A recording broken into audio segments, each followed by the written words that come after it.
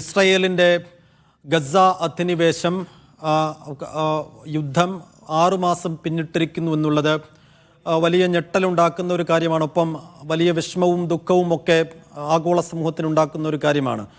ഇപ്പോൾ ഈ 6-ാം മാസത്തിലേക്ക് കടക്കുമ്പോൾ ഈ യുദ്ധത്തിൻ്റെ പുരോഗതിയെക്കുറിച്ച് മൊത്തത്തിലുള്ളൊരു വിലയിരുത്തൽ എങ്ങനെയാണ്? ഇസ്രായേൽ എളുപ്പത്തിൽ ജയിച്ചു കയറാമെന്ന് തുടങ്ങിയ ഒരു യുദ്ധം, അതിൻ്റെ ഒരു പരിണിതി എങ്ങനെയായിരുന്നു? ഇപ്പോൾ അതെത്തി നിൽക്കുന്നത് എവിടെയാണ്? ഇപ്പോഴും ഒരു സമാധാനത്തിനുള്ള വഴികൾ, സാധ്യതകൾ എത്ര കണ്ടകലെയാണ്?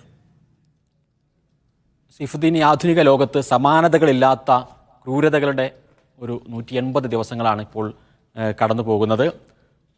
അറിയാവുന്നതുപോലെ തന്നെ 33,000 ആളുകൾ കൊല്ലപ്പെട്ട് കഴിഞ്ഞു. അതിൽ തന്നെ 13,000 പേർ ചെറിയ കുട്ടികളാണ്, ബാക്കി അധികവും സ്ത്രീകളാണ്.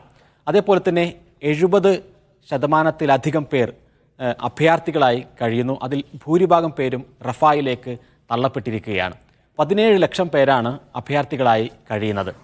അതോടൊപ്പം തന്നെ 56% ബിൽഡിങ്ങുകളും ഗസയിൽ ആകെ തകർക്കപ്പെട്ടിരിക്കുന്നു. അങ്ങനെ നരകസമാനമായ ഒരു സ്ഥിതിവിശേഷത്തിലേക്ക് ഗസയെ തള്ളിവിട്ടുകൊണ്ടാണ് ഈ യുദ്ധം പോകുന്നത്. ഈ അടുത്ത കാലത്തൊന്നും ഇത്തരമൊരു യുദ്ധമുഖം കണ്ടിട്ടില്ല എന്ന് പറയുന്നത് UN-ൻ്റെ വിവിധ ഏജൻസികളാണ്.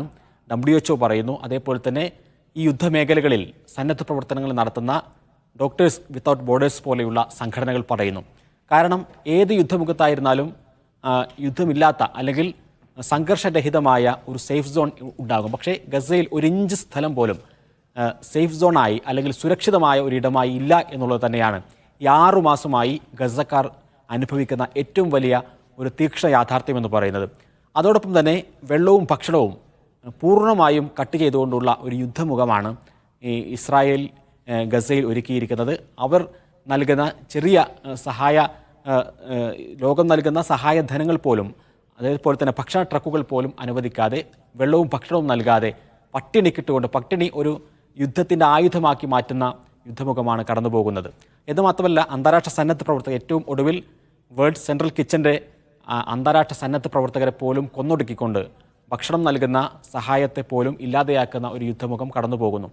ഇങ്ങനെയെല്ലാം പറയുമ്പോഴും ഈ 6 മാസം എന്ന് പറയുന്നത് ലോകത്തെ തന്നെ ഏറ്റവും അത്ഭുതകരമായ അതിജീവനത്തിൻ്റെയും പ്രതിരോധത്തിൻ്റെയും കൂടി കാലമായിരുന്നു എന്ന് നമുക്ക് പറയേണ്ടി വരും. കാരണം ലോകത്തെ ഏറ്റവും വലിയ സൈനിക ശേഷിയും അതേപോലെ തന്നെ ഇൻ്റലിജൻസ് സംവിധാനവും എല്ലാം ഇസ്രായേലിൻ്റെ കൂടെ നിൽക്കുമ്പോൾ, അതായത് അമേരിക്ക എന്ന് പറയുന്ന ഏറ്റവും വലിയ രാജ്യത്തിൻ്റെ ഇൻ്റലിജൻസ് സംവിധാനവും സാമ്പത്തിക സഹായവും സൈനിക സംവിധാനവും എല്ലാം ഇസ്രായേലിൻ്റെ കൂടെ ഉണ്ടായിട്ട് പോലും ഹമാസ് എന്ന് പറയുന്ന ചെറിയ സംഘത്തെ അവർക്ക് അതിജീവിക്കാൻ സാധിച്ചില്ല, അല്ലെങ്കിൽ അവരെ പരാജയപ്പെടുത്താൻ സാധിച്ചില്ല എന്നുള്ളത് ഈ യുദ്ധത്തിൻ്റെ ഏറ്റവും അത്ഭുതകരമായൊരു കാര്യമാണ്.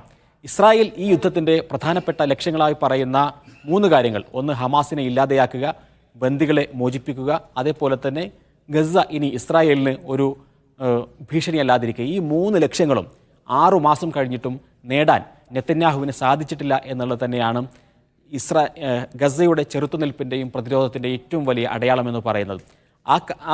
പിടിച്ച ഒക്ടോബർ 7-ന് ഹമാസ് പിടിച്ചെടുത്ത ബന്ദികളെ താൽക്കാലിക വെടിനിർത്തലിൻ്റെ ഭാഗമായി ഉണ്ടാക്കിയെടുത്ത കരാറിൻ്റെ ഭാഗമായി മോചിപ്പിച്ചു എന്നുള്ളതല്ലാതെ കാര്യമായി ആരെയും മോചിപ്പിച്ചു കൊണ്ടുപോകുവാൻ സാധിച്ചില്ല. ഇപ്പോഴും 100-ലധികം വരുന്ന ബന്ദികൾ ഹമാസ് കൈവശം വെക്കുന്നു എന്നുള്ളത് തന്നെയാണ് ഏറ്റവും പ്രധാനപ്പെട്ട കാര്യം. എന്ന് മാത്രമല്ല, നിരവധി ഇസ്രായേലി സൈനികർക്ക് ആൾനാശം സംഭവിച്ചിരിക്കുന്നു.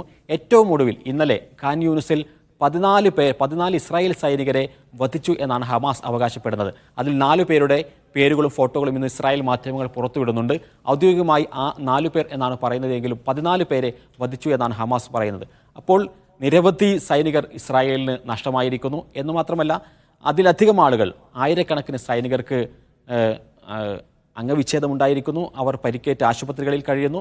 മാനസിക രോഗികളായി നിരവധി ആളുകൾ മാറിയിരിക്കുന്നു. ഇപ്പോൾ നമ്മൾ ഏറ്റവും ഒടുവിൽ കാണുന്നത്, ഒക്ടോബർ 7-ന് പിടിച്ച ബന്ദികളെ മോചിപ്പിക്കുന്നതിനും ഈ യുദ്ധം അവസാനിപ്പിക്കുന്നതിനും നെതന്യാഹു ഇടപെടണം എന്നാവശ്യപ്പെട്ടുകൊണ്ട് ഇന്നലെ രാത്രി മുതൽ അതിശക്തമായ പ്രക്ഷോഭം ടെൽ-അവീവിലും ജെറുസലേമിലും ഹൈഫയിലും അടക്കം ഇസ്രായേലിലെ വിവിധ നഗരങ്ങളിൽ നടന്നുകൊണ്ടിരിക്കുകയാണ്.